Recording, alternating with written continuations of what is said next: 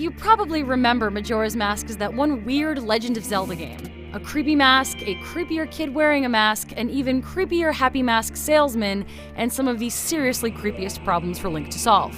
Oh, and the moon. You remember the moon. 15 years later, Nintendo has beefed it up for 3DS, adding improvements that make it more palatable for short playtimes and a more enjoyable experience overall. A lot of small refinements add up to an impressive new version of one of the most enigmatic and beloved Zelda games. Following the events of Ocarina of Time, Link finds himself in the strange region of Termina. Termina is currently under intense scrutiny from the moon. No, seriously, the moon, because it's plummeting towards Earth and will crush it in 3 days. This is because of Skull Kid, a not entirely human child using an artifact called Majora's Mask to summon the world's doom. Link must stop the moon's descent, but he has only 72 hours. Luckily, he can use his magic ocarina to play the Song of Time and rewind time, allowing him to live those 72 hours again and again like Bill Murray in Groundhog Day. These 72 hours are spent seeking out items, errand running, and dungeon crawling. Dungeons can require the entire 3 days to complete, forcing you to rewind back to the beginning once you complete them.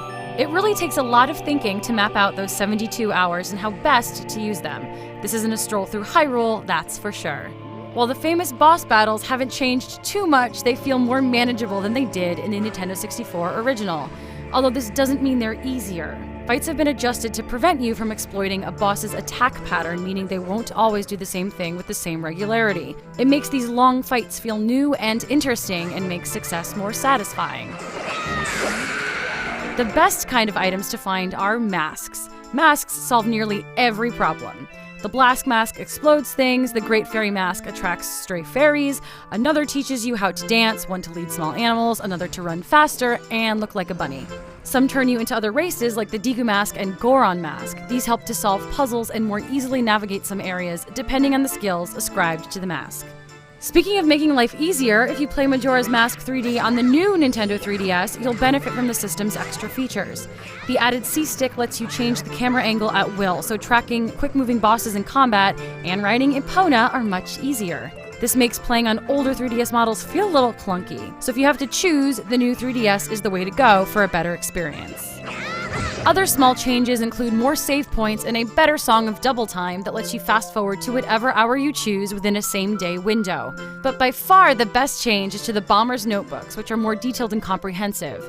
These books are your quest log, where you keep track of uncompleted and failed tasks, successful ones, and the rumors you've heard about new ones. You can also keep track of the specific day and time events happen and let you set alarms for them. This is an amazing addition that makes housekeeping way more manageable and lets you keep track of what items you get and when without having to take written notes yourself.